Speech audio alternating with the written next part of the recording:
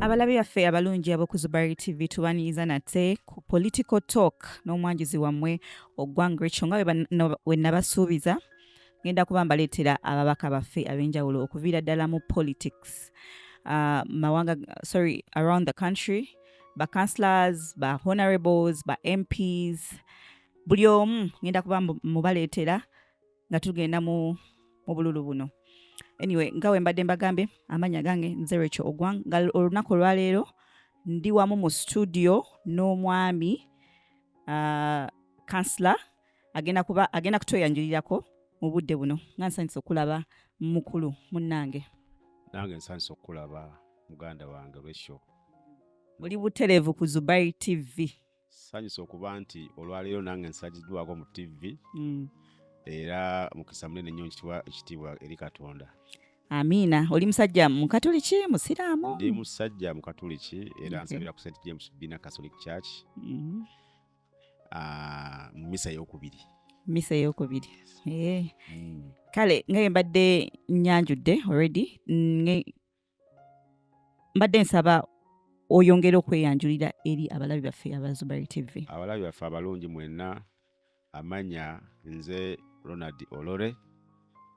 Ronald Olore musajja mululu eyayiga Oluganda n'aluweweeza obulungi n'alutambuliramu era weewaawo eyajja e Kampala okwesimbawo nga kansala LC3 owa Butabika Parish. Oluganda luno ndwogera nnyo olw'ensonga nalusoma ku ssomero. Bajja kwebuuzanya ate Olore ayogera Oluganda bw'ati kituufu ddala mululu ni musajja mululu ow'Epakwaki. Omusajja ow'Epakwaki yaviira ddala Epakwaki n'ajja ate afuge abali mu Buganda. Kiva kitya kijja ku ky'okuba nti wava Epakwaki okujja ate okufuga abali muno mu Kampala? Epakwaki navaayo nga ndi mwana muto. Ebiseera byonna bye mmaze ebbanga lyonna nkulidde muno mu Butabika. Era bazadde bange era bali muno mu Butabika. Era kyoboolaba kyampa ettutumu ly'amaanyi nnyo okulaba nga nvaayo nange nsobole okujja mu obuweerezi obw'abakansala e Butabika. Okay. So mu Butabika muno omazeemu bbanga ki? E Butabika mazeemu ebbanga lya myaka 25. Okay. Kuba jjukira wenkulidde wensomedde primary. Tuwe muka brief background wosomedde. Yes. Kulidde. Primary P1 paka P5 nagisomera Pakwaki. Okay. Ne P6 ne P7 nali wano e Luzira Church of Uganda. Okay. Era we navaawo nengenda mu senior 1 musomero bya Luzira SS. Nasomera senior 1 paka senior y'omukaaga. Okay. We navaawo nagenda ku MUBS. Unakolera ka diploma kange ke bayita BBA. Okay. Yes, era nasigala ndi mu Butabika muno seyongedde nnyo wala. So background ya education entono wete bweri. Okay. Era na majoring mu marketing. Okay. Era nze ndi kitunzi. Oli kitunzi. Ndi yange ya kitunzi. Yes. Now, what inspired you to stand for this position, for this role of the Councillor LC3 Butabika? For sure, a lot of things on table. Okay. Basically, as a young man, number one, we wanted to show the people of Butabika that even when you graduate, you still fit for that position of a councillor. The councillors, they always take them like people have not gone to school because there are no requirements. But is that true? That's the little about talk about, okay. But it's not true. Okay. People assume want to become a councillor is something minor. Okay. Yet a councillor is someone who could go and even lobby for the community. Basically, that's the work of a councillor. Okay. So with that little background of education, people tend to shy away from such positions. They think at a level of a bachelor, a degree, you are not fit to be just a councillor. But for me, I put that aside I looked at my community Okay. where I grew from. Okay. Mm. So, of course, when someone aspires to become a leader in a community, there are reasons as to why this person is coming up to lead this community, and there are reasons as to why you're coming to lead the community. What has inspired you? I want to know what has really inspired you to come and stand for this position. What inspired me a lot, Yes. Hartley, is the background of education in our community, Butabika. Okay. Because having given you my small background where I studied from, I went to a humble school, Okay. a low-paying school in the community, government school. Okay. And if you look around Butabika, I feel bad when I see children are not going to school. Children go and look for money at that tender age of theirs. My encouragement, why I came out to stand, to look at, to inspire children go to school. Okay. As I talk, I'm also a parent. So I feel happy when I see my community is excelling into education. Okay. So that's the reason I'm standing to go and advocate for education in the community. So basically, you're centered around education. My center is around education. Okay. Because I know after education, life can be better. So I encourage people and my community to take their children to school. How has your family prepared you for this position? My family is scared a bit. Okay. Because it looks big. Okay. And NRM as a party, most of them didn't like it. Because they have a background where they say NRM has never won in Kampala. Okay.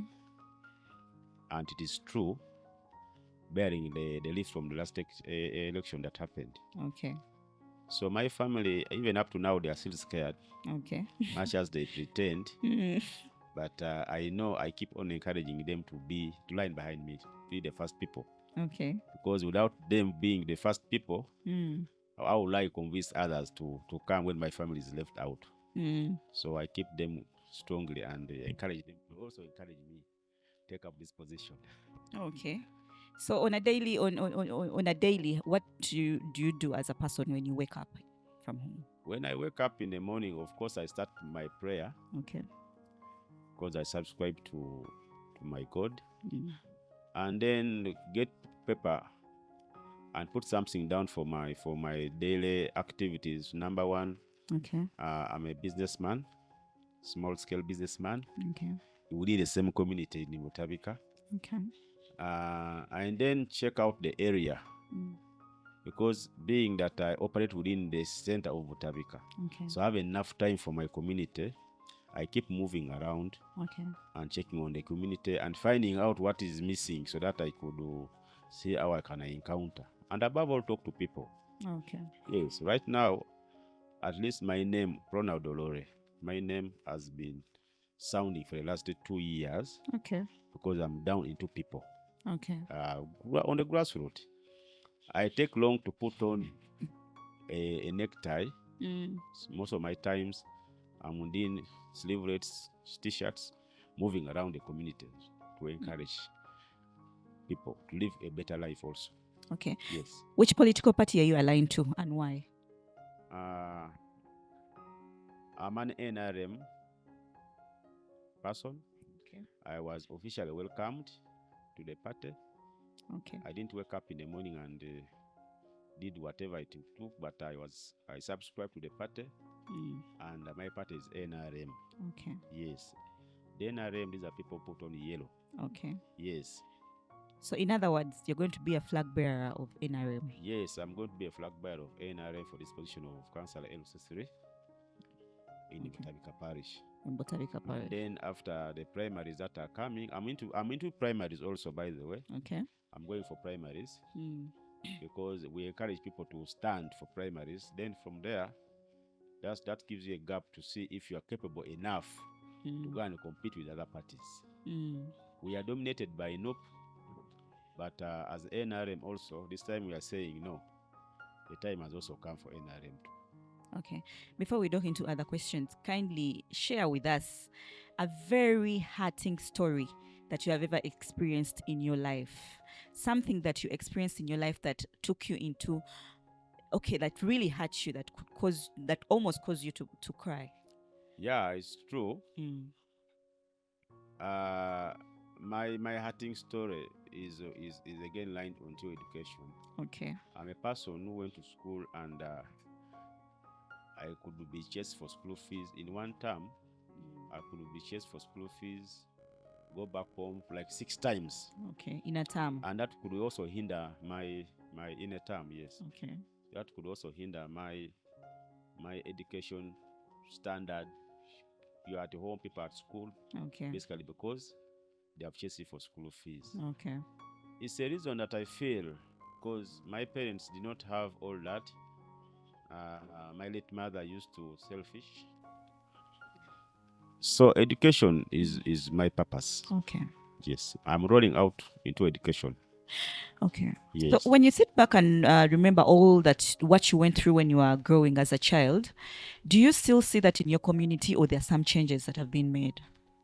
No, there are a couple of changes still Okay. that I've also realized in the community.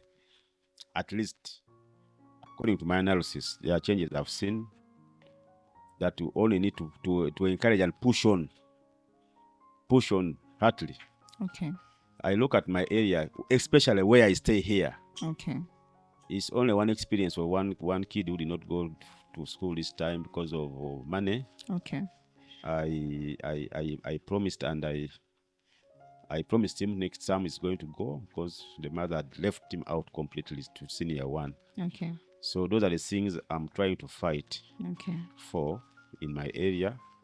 And I feel if I'm pushed to that position of a counselor where I can go and lobby, because councillorship is all about lobbying. Councillors don't make roads. Yeah, They true. don't You repair. lobby. Yes, my work is to lobby Yeah, true. and bring back to the community. Okay. Lobbying means I will talk to companies, you talk to NGOs, you talk to even individuals whom you can. Okay. There are individuals whom you can talk to and you lobby and they come bring services down to your people. Help a hand. Okay. Yes. So how are you going to, still on that point, how are you going to implement these services and services and bring them closer to your people, like education, health, transport, roads, construction of roads? Yeah, how are you going to implement those services and bring up those ideas into your community? The first thing on table, if you're a counselor, you always have to make routine meetings Okay. with your community members. It is through that such meetings that you get ideas, Okay. you get information, then it gives you a go ahead on how to implement. So my structure of service will be under community meetings and gatherings. So I will pick it from there, then see how to roll it down to the community. Okay, Councillor, are you accessible, like to your community people? Yes, my Ronald Olore is accessible because I'm a down-to-earth person. Okay. My home is accessible to everybody. Okay. My businesses are within the area of accessibility to everybody. Okay. And I'm one of the person who has given out my number that you call, and someone calls me and I pick up. There are people don't give out numbers. Okay. So by having my number alone brings you much closer to me. Okay. Because you can call me, we'll meet up and share. I'm accessible. Okay. Yeah, I'm accessible all the time. I have enough time for people. Really? Yes. Okay, Councillor. As people of the community, most people give in their time to elect their leaders. But when these leaders are elected, they tend to forget them. They are inaccessible. They are not doing what they promised on ground. They are nowhere to be seen. So how are you going to make sure that this is out of place, like you are there for these people? How are you going to do that? Like you said, you're going to be having meetings, gatherings with people to talk about this, but not everyone does that. How are you going to do that? It is in true. your busy schedule? It is, Being a father, being a family man, how are you going to do that? it is true. People have seen that example in the area where people are elected. They confuse the community and they don't turn back. You only see them back when they are crying for second term of or third term of their office. And that one is a very bad habit that I discourage, because a councillor at this level of a councillor, number one, you have to be down to earth to the community. Okay. Yes. And I'm not in that caliber. Okay. I'm not in that caliber of people who are going to come, get voted, move away, shy off away from people, start bragging around. You're not Exactly. seen. You're not seen. You're not helpful. People need for you to talk to you. People, that is a very bad tendency, and it has been happening in our area. It has happened in most areas, Yes. by the way, not only your areas. Yes. Once someone is selected, they no longer want to know what is happening on ground. Baba tebakyayagala kumanya kifa mu communities zaabwe. So people are scared. And that is why I don't want to judge, but the last elections, you saw how the NOPE flag was being selected everywhere and NRM was put down. And now people want to bring back the previous flag bearers. So we need to understand how you're going to work hand in hand with your community members to ensure that you're not ghosting them, you're not going anywhere. First of all, remember, in our election time, councillors are elected at the last point of. We start with the president. Yes. In that hierarchy. Yes. Most times, councillors are the last people to be elected. And pulling out someone to go for election on that day, if you are not convinced the community, because you already have the biasness. First of all, people are disappointed in other services. And then that tendency of confusing people, and we have moved around soliciting for votes, but these are the things we are getting out of people.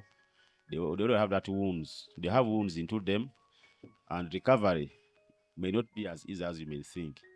But basically, we try to talk to people and let the politics we are running this time in our country. If you don't say bad thing about your colleague, it's not politics. Okay. Instead of bringing services, people are fighting bad names, bad attitudes, demeaning people. This politics that we are seeing right now is not what expected. It's even much better politics that we had in secondary schools. Look at children when they are campaigning their schools. They're far better than even this politics we are running here. Definitely. Here, people have to fight battles. Yeah, true. People have to fight for colors. People have to pay money. People have to put everything on table. Resources, yeah. Yes, people have to go and confuse. People have to go for loans. True. People have to do everything. People even mortgage their houses and residences. Okay. So we have to think about that, especially if we need to have the true politics into our country. Wamu nga tukyali wamu ne Councillor Olore Ronald, mbadde nsaba tuwummulemu tufuneko ku lwendo lw'amazzi nate tukomewo mu part 2. Thank you.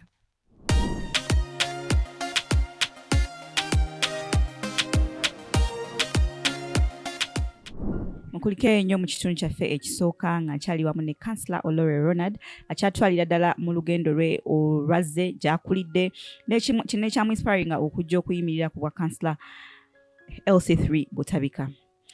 Nga tunaa kugenda ku bingi nnyo Councillor, osobola okumbulira good leadership kuggwe kitegeeza ki, okidefining otya good leadership? Good leadership ye muntu aweereza obulungi. Okay. Nga tewa wansi nnyo, nga teyeematira nnyo.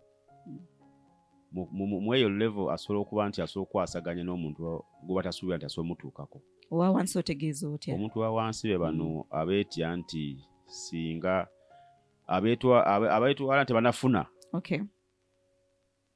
Abalivingira mu dola gye tuyita dola emu ze 135. N'omulala akozesa dola olunaku ng'asobola okukozesa dola at least dola 2. Dola 2 ze sente mmeka ezo? Ze 8,000. Nga buli lunaku zakozesa? Mulimu amaka akozesa. Nze wane wange ndi emmere ya 6,000 buli kanaku. Ekiki? mmere kika kyeyo gy'olya kansala? Kuba okusinziira ku ndabika n'okuba nga ndidde ku byennyanja bakiseera. Okay. N'okulya kanyama kaako kayingidde emitwalo 2 kilo. Okay. Kati ogattako n'ettooke n'ebigenderako oyingidde 6. Kati ate waliwo akozesa ennusu 4,000 n'azitemaatema kamukere n'akateekamu gundi ebinyeebwa. Ntula. Kati omuntu ng'oyo kate waakulaba yeetwala nti wa wansi naye nga yeetaaga okutuukibwako n'okumuzzaamu. Okay. Yes. Kansala tumenyeremu ku byalo by'ekitundu ky'ogenda okutwala. Butabika parish nnene. Okay. Butabika parish erimu ebyalo 7. Okay. Ekyalo ekisooka kye bayita Bina A, Bina B, Okay. Bina C, Bina D, kyalo Kiramba. Kiri ewaggulu ekitwaliramu ne church. Mulimu n'amasomero 2 aga gavumenti. Okay. Ekyalo ekyokubiri kye bayita Kirombe A ne Kirombe B. Kati wano wetutudde essaawa zino bagiyita Kirombe B. Okay. Era kinene nnyo kijjuddemu abantu bayitirivu nnyo, chairman waakyo ye Mwami Katumba. Okay. Kijjudde kigaddwako ekyalo kye bayita Manyata. Okay. Bana bannema gye bali baagala okutwala. Okay. Emigo gyakaabira iwaddako awo. Nyamata. Manyata. Manyata, okay. Manyata erinaanye eddwaliro ly'e Butabika. Webajjanjabira abantu abafunye obuzibu mu mitwe. Okay. Mulimu ne estates. Mulimu n'abasirikale abamanyi nnyo mu ggwanga muno abasula mu area. Mu community yo muno? Mu community yange mu nnyini. Okay. Mulimu n'essomero erisomesa ku level ya university nga lisomesa ku byeddwaliro erikwatagana n'emitwe mental health. Then ekyalo ekirala kye bayita Kampala Road. Tulina ekyalo kye bayita Kampala Road wano mu Butabika. Nga ye Kampala Road? Ye Kampala Road. Ate kyo kiyitirivu nnyo. Okay. Kiyitirivu kyo kinene. Kyekitwalira mu Kanani ng'agenda ekira. Okay. Kinene nnyo kye bayita Kampala Road. By'ebyalo 7. Ebyalo bino biri overcrowded. Mulimu abantu bayitirivu nnyo. Okay. Ne tribes ez'enjawulo. Butabika nga yo tuba twogera ku Butabika oli waawulira Butabika gamba balubalalu. Butabika lyava mu kigambo kye bayita twatabika ne tribes nnyingi nnyo. Zatwegattamu kiwaba erinnya Butabika. Okay. Naye olw'okuba nti lirimu eddwaliro eryo. Era bwe tuba tuli mu meeting nga nze nva Butabika watolose. Butabika erigattiddwa mu wavuddeyo mu ddwaliro. So nene. Okay. Mulimu amasomero ga government, aga private, mulimu eddwaliro nga lyo n'amalwaliro amalala. So parish ey'e Butabika nene. Era kansala atwala omuluka gw'e Butabika. Balina omutunula n'eriiso jjoji nnyo kuba atwala population nene n'ekifo kinene nnyo. Okay. Era awo tugambira lobbying capacity ena kuba ya waggulu nnyo. Wabula kanako ojja kuba ofuna cases nnyingi nnyo ezikutuukako ate nga olina okuddiza gundi community. By'ebyalo 7. Okay. So bino ebyalo byonna byonna ogenda bikwasaganya otya kansala? Ebyalo bino natandise ddo bikwasaganya. Natandika ddo bikwasaganya. Kuba binitirivu nnyo mbadde era ntambulamu. Buli wamu wendi at least nawo ka project akatambula mu byalo ebyo. Okay. At least nawo ka project. That's good. Aka community. Okay. Abakyala abaluko ebibbo. Okay. Abalenzi abavudde mu mbeera ey'enkwakyo. Okay. Tubaako bye tukola. Abali mu fishing. Emabbali awo waliwo omwalo. Okay. Bali mu ojja balabaawo. Tujja gendawo kondo. Ebyalo bino byonna at least birimu activities zange zitambula. Oh, that's interesting. Yes, mulimu activities. Kyo kyandeeta obwandiko bumanyikiddwa. So obeera nga agezaako okulwanyisa unemployment mu kitundu? Yes. Kakyo kikulu nnyo because saagala muntu kutuula butuuzi wansi. Okay. Nange wenamala university wenagenda omulimu gwe nasooka okukola gwali gwa butembeeyi. Marketing batufuula batembeeyi. Oli otembeeya ki ebiseera ebyo? Nali ntembeeya plastic gundi. Buckets gula kamu kuddiza akalala promotion. Batwambazanga amatayi nga batuyita ba sales promoters. Kampani ki oba okyagijjukira? Yagwa n'okugwa eri eyo yagwa. Naye ng'era ogezako okulaga abavubuka nti okutuula obutuuze wakasi si kirungi.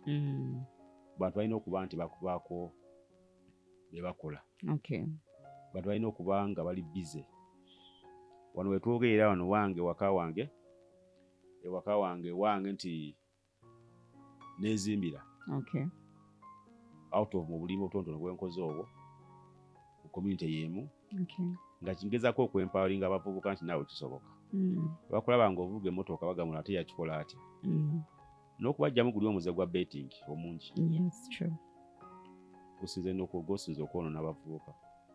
Bwe bafunye akasente nsi bakatambula. Naye nga si gwe mulimu omuntu alina okubeera ku gwasinga okuteekako essira ennyo. Okay. So unemployment mu kitundu ngezaako girwanisa. Naye nkennyini n'abantu abankolera abakozi bange nina abakozi. Mu bizinesi obwo bonna bulimu abakozi. Okay. Abavaawo n'akasente omwezi. That's good. Era obw'omu tujja bulaba. Okay. Oli ajja n'ajja ageze kukola mu bizinesi yange. Okay.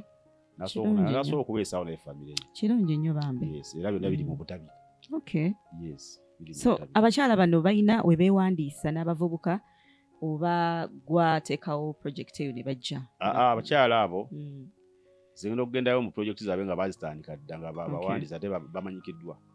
Balina ne licenses abamu kuba balina ne bank accounts.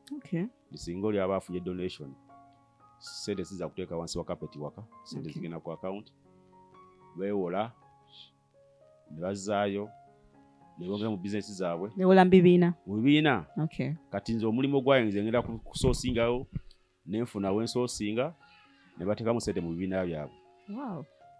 Kyenkola kyokka kuba tosobola ku level ya kansala tojja kukola okujja kupozi ng'oyagala kulimba abantu. Ku level ya kansala tojja kusasula school fees yeno mumaleyo ku kyalo. Tojja kuliisa abantu bonna bamaleyo. Naye mu bibiina ebyo kasoosoosinga n'obaleetera source ne babifandinga oba okoze kinene nnyo kuba abantu bali mu bizinesi entonotono, abamuogo, ab'obutale, abamukene, abachipusi, buli kimu. So obwo bwe gundi bwe tuteekateekamu amaanyi ne kitukuumira wamu n'abavubuka era bali mu zisako. Kyewuunyisa.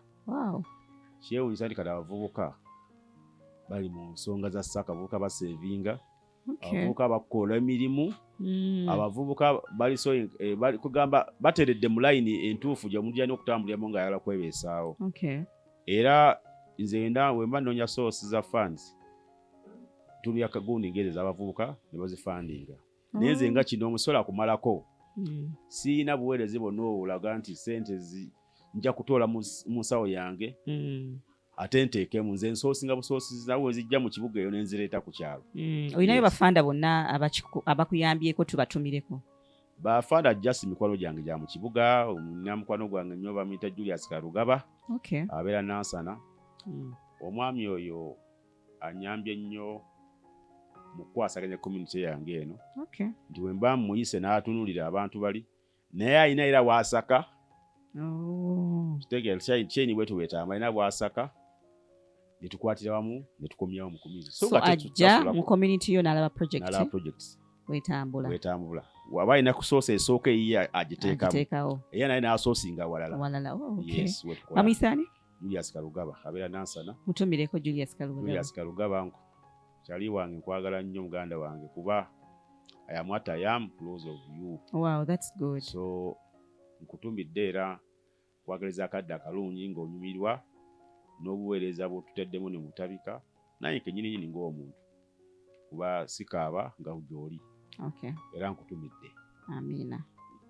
Kakati kansala oyogeddeko nti community yo nnene ate erimu abantu bangi nnyo.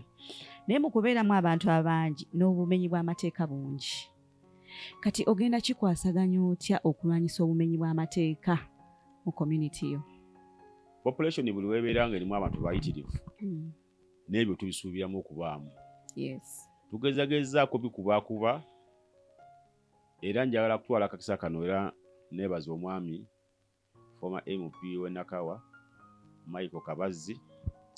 Atuyambye nnyo ku kigambo kya security bumenyi bw'amateeka. Sibo kati wane waffe kati ennaku zino ne ku mukaaga ogw'ekiro otambula ng'oyina nga tewali buzibu bw'osuubira. Tekiringa lwe kyalinga. Simanya ab'obutayimbwa, simanya ab'amayinja, simanya banjeko akasimu. Security enywezeddwa lwa mwami oyo. Ntumusiima. Omwami ani? Mwami Kabazzi kwa Michael. Former MP w'e Nakawa. Atuyambye nnyo ku kigambo kya security mu area. Okay. era buli mulenzi yena awulira kulinnya eryadduka misinde naye ate abalala yabafuula mikwano gye okulaba nga abannyonnyola n'okubatereeza. Okay. Mutumidde naye mutumidde kuba atasiima omuntu ng'oyo watalina gajja kusiima mu nsi. Okay. So musiima ku ekyo. Okay. Kirungi nnyo kasita ajja kuba akuwulira ku programu eno era weebale mutumira n'ekirala twogedde ku bumenyi bw'amateeka kati mba njagala okukatirize ku kya corruption. Njagala twogere ku corruption. How are you going to overcome corruption bw'oba ogisisinkanye mu leadership yo? Corruption kintu kibi nnyo. Eringa mmere ebeerako enva endiibwa. Okay. Corruption oyo nakati era akyatambula mwali. Corruption ogidefining otya kansala? Corruption ye muntu alimu okugulirira enguzi. Mu area muno baddemu programu y'emyoga ng'abantu balina obawa ssente. Naye owulire oli agamba nze basooke bampe 10 sooka mpe 10 nguyingize mu gundi. That's already corruption. What?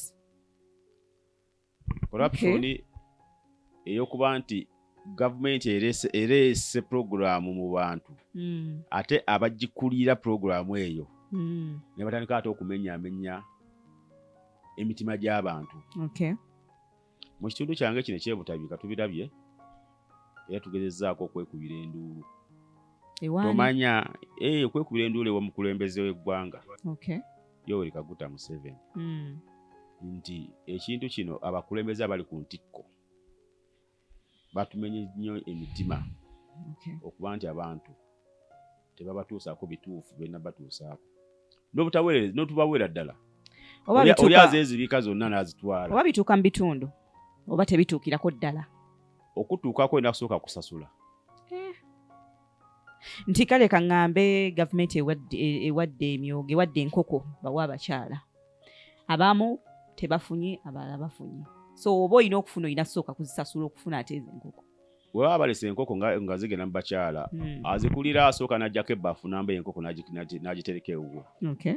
That's already corruption. That's already corruption, of course. That's not transparency. Kati bano n'emmere enyini enkoko ezo girako emmere oluusi. N'ajjako ekisawo kiramba ye n'akikweka bane ne babonaabona. Nabutafunirako ddala nti ate twakuwaanira erinnya teryafulumye. Kikosezza nnyo abantu ddala abakyala wansi e Kampala Road baze bandoopera. Mukyala ali wansi mu Kanani, mukyala Harriet n'abakyala wa Kampala Road. Okay. Mulunzi mulungi nnyo. Ne enkoko zituka mu biwajjo bitundutundu n'emmere bantu bagikuweeka. Kati omuntu omuwa enkoko n'otamuwa mmere watu muwadde kuwegede zigenda kufa. Okay. Talina busobozi. Enkoko ziri emmere. So already corruption is seen. So how are you going to fight corruption in your community? Corruption mu community tojja mu malamu yena naye ate okumulwanisa ojja mulwanisa mu ngeri eno. Okusensitizing abantu. Kiyinza okubajjamu mindset ziri ne zivaamu.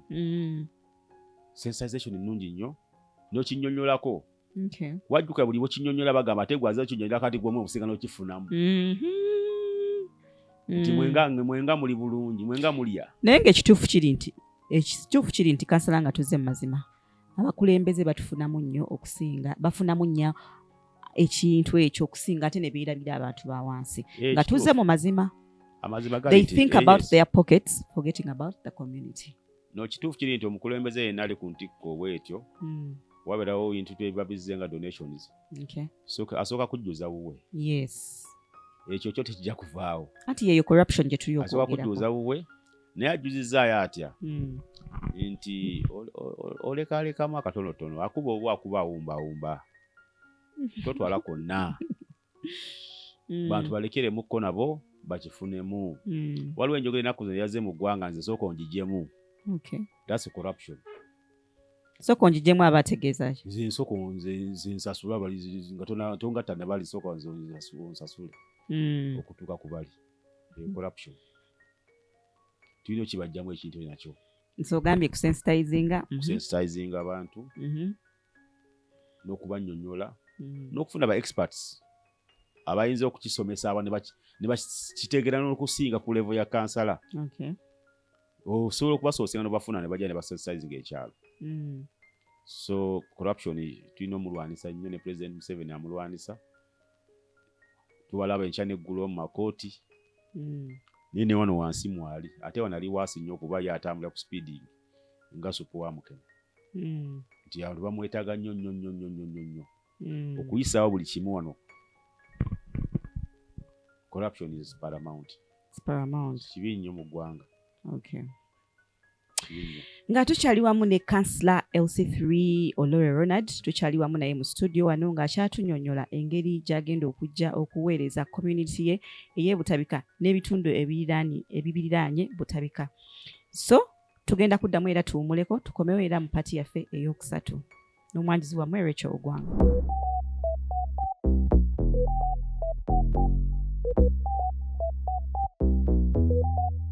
No way.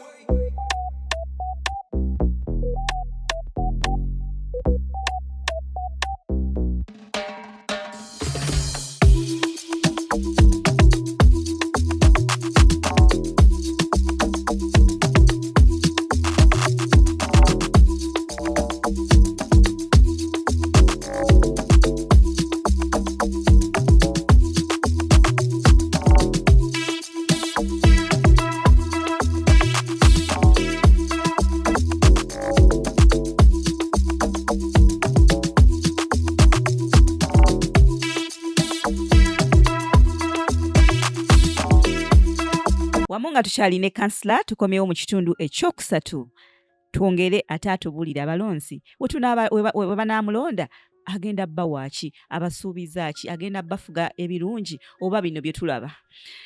Anyway nga tukyali awo kansula omukulembeze w'eggwanga yakoze ki? Nalabye yawadde ababaka ba Parliament miliyoni 10. Okyogerako ki? Omukulembeze w'eggwanga mu mutima gwe omugabi omulungi. Kyavudde ku mutima gwe tewali yamukase wati yali yamuwandikidde ebbaluwa tuwe ku kasente. Yavuddeyo n'aleeta miliyoni 10 nga zigenda mu babaka bonna abali mu Parliament. Sente zavudde wa nga sente ezo ziva mu donation ate abamu zetugezako okulwanisa nti ate sente kwaki ate Uganda sente twekubidde nnyo mu donation mu kwewola. Naye sente ezo omukulembeze we yazireese wabula naye musajja mulobizi bulungi. Musajja wa luseke. Yalese sente natuwa abakulembeze bonna abali mu Parliament nga tasosodde muti bano NRM bano wa pate bwetu. Naye ate kyewuunyisa nti sente abamu baziganye nti tebagenda zikozesa. Kakati sente ng'ezo oba tebagenda zikozesa zitwale mu community gy'ova olabe utazitayambe bantu. Lwaki baziganye? Ekintu ekyo kyannemye okutegeera. Ekintu ekyo baziganye balinamu endowooza yaabwe ey'okuba nti President abagulirira. President agulirira. President yalese donation nga yo omuntu. Era mbadde nsaba abakyalinamu endowooza ebaga nti sente tuzizzaayo temuzizaayo sente muzitwale mu community. Ziyambe abantu bammwe kuba sente za bannayuganda. Tizigenda genda mu America zizze wano mu Uganda mu byalo byaffe mutwale mu nnimiro mutwale mu byobukulunda mu byenjigiriza ziyambe eggwanga naye temuzizzaayo ate nti ziddeyo mu kati President muzimuddiza ati azikola atya. Mukwate sente zigende gyamba aba bazizize tebazaagala abaaganya batono nnyo n'ennamba ennene ye bakubye edda akasawo. Sente baziina bageze dda abazizzaayo sente ezo mu kamera batulimba nno oluusi. Nze ngamba beeyisaako batulimba oluusi nti tuzizizzaayo tumwabira abalule miliyoni 2 kukyagajjukira gali. Baagala ne bazoogerako tuzizzaayo sente naye ate abantu tebazizzaayo. Basibira mu supermarkets nagula bintu. So mbakubiriza sente ezo temuzizzaayo muzikwate zigende ziyambe communities. Zijja kukola. Zijja kukola. Kale kansula tubadde tukyali ku kya transparency. Abalonzi bano aba community yo we banakeera ku makya ne bakulonda n'oyitamu ogenda kubeera otya transparent eri ebiva mu Parliament oba bye muba mu discussions ng'enkiiko ne ba leaders abakuliko waggulu okubeera accountable ku sente ezifulumye okubeera transparent ku sente ezifulumye n'otaziteeka mu nsawo yo ate zizza mu famire yo ogenda kubeera otya transparent. Bannange banabutabika mwenna Councillor Ronald Olole nga mumulonze omusubire bino bwammanga Okay. obwerufu ekisinza okuleeta problem mu butabika community eno yaffe n'abakulembeze nti abamu bagenda ku balowooza bagenze kifunamu ate abamu bagendayo nga tebalina. Okay. Kati nkunyodde background yange nti at least nina bwe nkozeekozeewo kitegeeza bonna abansobodde okujja mu community waggulu eri ku division tujja katemera wakati. Sikategedde katemera wakati. Nti kyonna kye mbanjije kugundi kugombolola oba nkoko ke kabeere akasente. Okay. Era nki kibagamba buli kanako nti wakati kiwato. Okay. Tetekamu mululu kulya wekka. Mu nkola eyo jokulanga buli mwakifunyeemu ate nga mumativu. Okay. Bakansala nzimalabye ku kyalo kuno nga bukyanga alondebwa ne ku nnyimbe tebateekawo edi 10. Tebayambye ku nnyimbe, tebayambye mu bintu bingi nnyo. Bamalamu kubira simu ganze siriyo naye ng'ate waali. Kakati abantu ng'abo mbadde nsaba temubazzaayo mu bifo byabwe ebyo.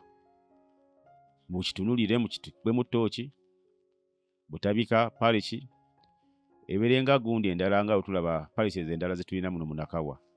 Ebale a little bit dormant a bit naye mulonderonda dyolole wajja kubeerawo enkyukakyuka eyo ey'okubeera mu vibe ku kyalo.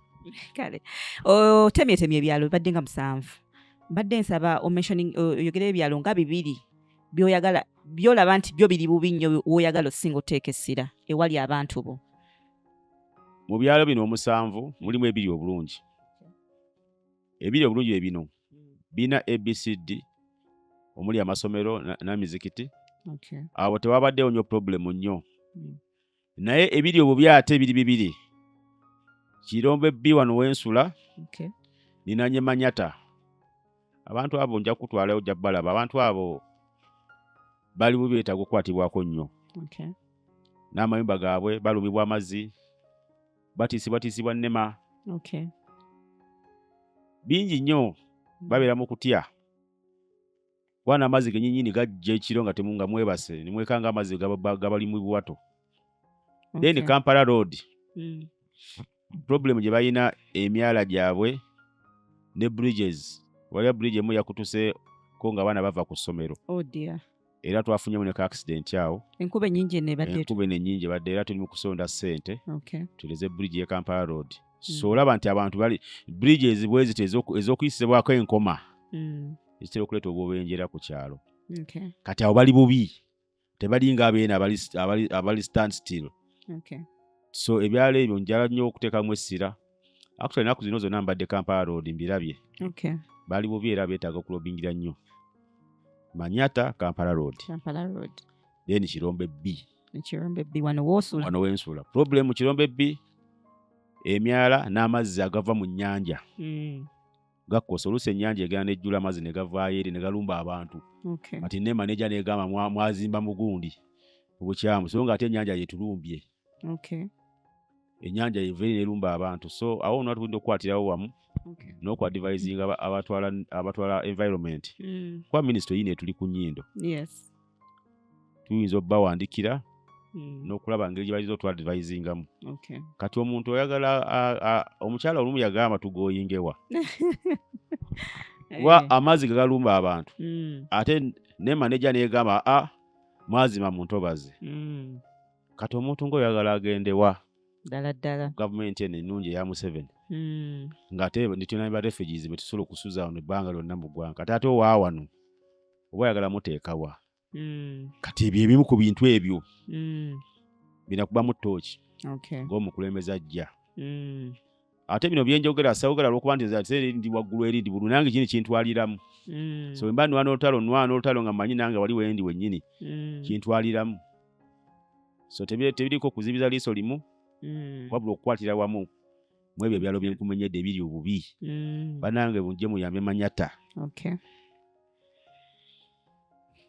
N'ebitundu byonna ebirala ebiri mu Kampala mulimu abakadde. Abasula n'enjala. Okay. Nga gwakedde ku makya n'onywa caayi naye ng'oli tannabagirowooza nako okuva ku makya. Gye bali abakadde baffe manga eyo. Era muzeeyi President Yoweri Museveni abakadde bo bali eno balowoozeeko Manyata ne Kampala Road babe bali bubi yeegomba okulaba kawunga naye takalabako yembeera abantu gye balimu wansi eno ye omuntu wa wansi gwe nakugambye mu ntandikwa abalina okulozebwako kati abakulembeze abaliko bakola mulimu ky'okuba nti n'abakadde abasembayo abali obubi abakulembeze abalondebwa ku busanja ekyo kino ekigenda okuggwa badduka kasaba atikinga ambuleera zaabwe ne bafuna obuyinza ne badduka ku kyalo ne bakitulekera beemanyi sijja bamenyaamenya naye beemanyi nti badduka ku kyalo tebaliiko kati ate baawataza okukomawo nti ate banaye mutwongere naye baatutekera ekyalo kyekyo ekireetera abantu okuba nga banyiivu nnyo temubeera nga bali be tufuna nga tugeze mu field tulina okwetereeza temulonda olw'okuba nti omuyaga guzze kulonda ogujja nga gwa NRM era mukube mu ttooki mulonde omuntu gwe mulaba nti ajja kujja abaweereza ate muleme kulonda abantu bapangisa mayumba ne badduka ku kyalo oli ajja kujja abalimbeze ensula wali afune obuyinza okwate mugundi ave ku kyalo adde Nansana nakyo mukirowoozeeko ekyo mufune omutali permanent neighbor nga Ronald Olole ng'oli permanent ndi permanent neighbor mu Tabika Parish era nsubscribinga mu Kirombe B wali amaka gange era oli watuuka wagamba ddala wano Wondo kansala mu butono bwawo naye at least tizija kudduka nkya kansala mu biseera byo by'eddembe okola ki mu biseera byange by'eddembe ng'omuntu yenna njagala nnyo okubeera nzekka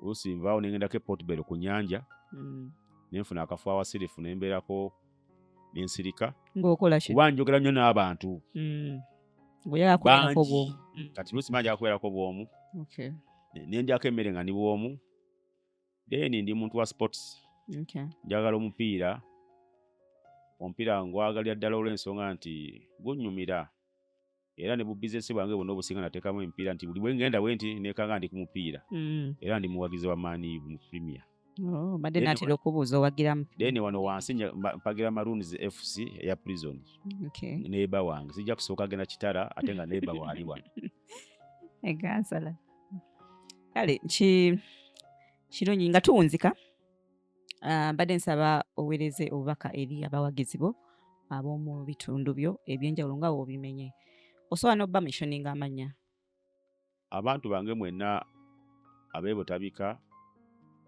ne suburbs ez'ebutabika nga Luzira ekifo bakiyita rescue kifo ekyo kibeeramu byakunywa ebitamiiza n'ebiwooma n'ebitatamiiza n'ekikumaakuma abantu nakiteekamu n'omupiira abantu screen abantu bwe balabira omupiira ogw'obwereere nga gwa Premier abantu abo mbatumira era mbasaba obuwagizi bwammwe ab'omu Kirombe waliwo abakyala mu Kirombe awo stage y'omu Kirombe mu Katale awali ka police post abantu abo bamaama bwe bali awo basanga bawata ogula emmere naga kankuwaatireko abono baddala kati nganza ayagala kulya ku ttooke naye nga sobola kuwaata ogula ettooke naga kankwatireko mutabani I cannot take them for granted abantu bange abo ab'omu Kirombe ab'omu Manyata waliwo omukyala president mulamba nno president w'abakyala bano basingle mothers abasajja babaleka bakanyuga president waabwe wali awo Manyata omukyala oyo wamulwanyi nnyo ate ayagaliza ekitundu emirembe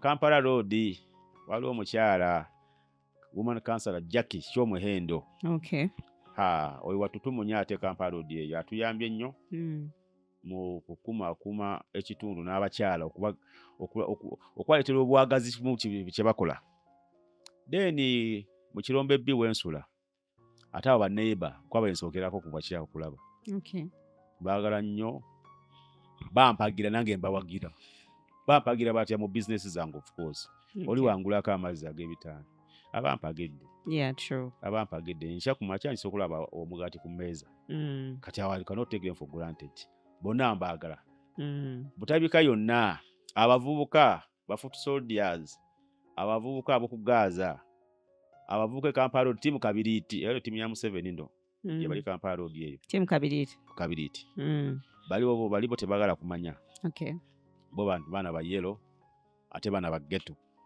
ate bana balonzi nyabono ka surprising abavubuka no balina ndaga muntu banyomebwa okay bewandiisa tebanyomebwa tebazisingayo ogira boti nga akusikira kopi nga siyenze bonna mbagala nnyo mbatumira amina dena ab'emipiira omwaka ogudde nategeka tournament y'ente era ente yaleetebwa Butabika ya FC okay so emizannyo giraba ndoozi nabo mbatumira era neguno omwaka omakati awo tournament endala ejja okay kansala agenda kujja n'ente endala n'embuzi nina n'omuzannyo gwe bayita okwepena tuna kwepena mu Butabika byo byonna byoyogera bibeera mu kitundu ki abawagizi bo gye banaakusanga kuba bali eyo tebamanyi bino byenjogerako ebyemizannyo tutwalakukwanira kubiina ku Islamic ku muzikiti wali akasaawe n'akasaawa kalala ke twakirizawo ku saawa ne Butabika ememanyata tuli mu kagrading era ntaddemu amaanyi bakagrading tubenga tulina ebisaawe bibiri then ne main saawe kinene kyebutabika kiri mu process so ebyemizannyo abakyala tugenda kwepena tugenda kubeerako n'okubuuka emigwa. I'm doing all that olabanga community nga tumanyagana bulungi. Yeah, that's good. N'okuleeta n'okubridginga the gap ennungi ey'omukwano mu community. Kizibu tojja kisanga walala wonna wajjako ebutabika ku lw'ensonga nti kati ndi ate yategese okwepena. Naye outitude yate mbalina kyengoba okulaba nga tumanyagana. Okay. N'okubeera nga tuli fit n'okuba nga tuli healthy bulungi. Yes. Ekibuuzo kyange kisembayo nga sina kusibula kansula. Abantu bano bugenda kukyaba bakulonde bakufule kansula. Njagala obawe manifesto yo kale ekisuubizo nti tebagenda kwejjusa okulonda okuba leading mu community yaabwe. The final words to affirm them. Kubanga video eno egenda kutambula mu bantu. Era abawagizi ba kansula ab'omu bitundu b'e Butabika mbasaba mugende mu subscribing ku Zubari channel, Zubari TV, mu liking mu commenting. Kansula wamwe mubuuze ebibuuzo agenda kuba abaddamu ku channel okwo kwennyini. Bwe mba mwagala tumukomyewo nate era tujja muzaayo mukomyawo ayongera okuddamu ebibuuzo ebyo. Badde nsaba over affirming, you give them the final remarks as to why they should elect you for this position. Abatuuze mwenna ab'e Butabika mikono gyange bwe mba muntaddemu eno entebe eya kansala LCC ow'e Butabika parish, manifesto yange esooka gye nsinga okuteekako essira nagyogeddeko education, naye ekisinga obukulu nti ndi accessible. Omuntu osobola okunsanga anytime, mukunsanga kwokka w'omaliza bingi nnyo. I'm accessible. Okay. I'm a freestyle man. Where is your office, Councillor? Office yange nsuubira giteeka ku kigenda mu junction y'e Butabika. Okay. Councillor alina okuba ne office. So, yes. Office yo tekifuula maka. Amaka kutokafuula office. Yeah, true. Abantu abasinga bakubisa oli waka. Anjagala kiri kikyukemu nijansanga ku office. Mu office omujja kubeeramu ne ba staff members, secretary, aba receiving amabaluwa, aba complaints mu muziteeka. Kujja kujja waka nga neebase bagana okuggulira nti ate kansala yeetaga. So office egenda kuba mu junction y'e Butabika mu kifo ekiri central nti accessible nti ow'emmangala w'ekyengulu asobola okituukako mangu. Okay. Office era ku office eyo ekolebwa ku sente zijja mu gundi mu division kubaako capacity gy'okozesa okulaba nga orienting ekifo kuba kijja kuba kyakupangisa. So office is very vital. Era nze omu ku bakansalas abagenda okuba ne office ngeri fully fledged, osobola okujja n'oyawo n'okuwendo lw'amazzi n'oyongera n'okola ebirala. Ndi mu kulobinga kufuna ambulance kalusinza kaleka tugenda kufuna ambulance Butabika ya community ambulance naye nga omulobinzi omunene ye Ronald Olole. Akundoza kajja banyumira nnyo ataako bulemu ajja kwetaaga okuba nti Butabika nga parish tulina ambulance yaffe so tuyamba bizibu ebyenjawulo. Gwe tugatibwako n'ezo ez'abalaze balina naye nga naffe tulina eyaffe nga Butabika. Mulonde Ronald Olole bijja kutereera. awo wennyini we tugenda okubasiibulira abalabi baffe abalungi ab'oku Zubari TV bambi bwebale nnyo okusubscribinga wamu n'okukomentinga mwongere okulikinga n'okukomentinga. Sibadde nzekka, mbadde ne bannange ku cameras, camera 1, camera 2, mbadde ne omukulu directors Zamunyo Mohamed nembeera ne Joseph bali ku ddembe ku camera 2. Mwebale nnyo, mwebalire ddala. Toyanza nnyo kansula. Bye bye.